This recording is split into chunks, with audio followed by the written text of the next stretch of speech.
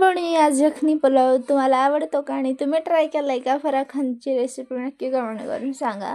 आणि मी ही खूपदा ट्राय केले. छान पद्धतीत तेल घ्यायचं, त्यामध्ये जिरं टाकायचं, नंतर त्यामध्ये हिरवी मिरची टाकायची, नंतर त्यामध्ये आपला कांदा टाकायचा, छान मिक्स करून घ्यायचं. लसूण कोथिंबीरची पेस्ट नाही टाकायची, त्यामध्ये फक्त लसूण आणि अद्रकची पेस्ट टाकायची.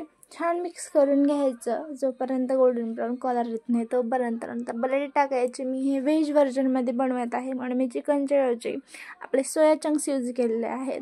छान मिक्स करून घ्यायचे. मिक्स झाले की त्यामध्ये आपला मसाला टाकायचा. मसाल्यामध्ये फक्त गरम मसाला टाकायचा, दुसरे कोणतेही मसाले टाकायचे नाहीत. नंतर त्यामध्ये मीठ टाकायचं, मिक्स करून घ्यायचं.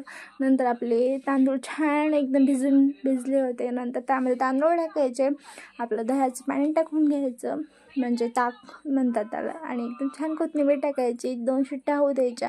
छान पुलाव तयार झाला आहे. तुम्हाला कसा वाटला?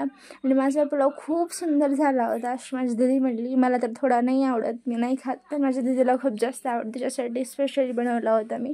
कशी वाटली रेसिपी नक्की कमेंट करून सांगा. लाईक करा, शेअर करा आणि कमेंट करा. Thank you so much. बाय.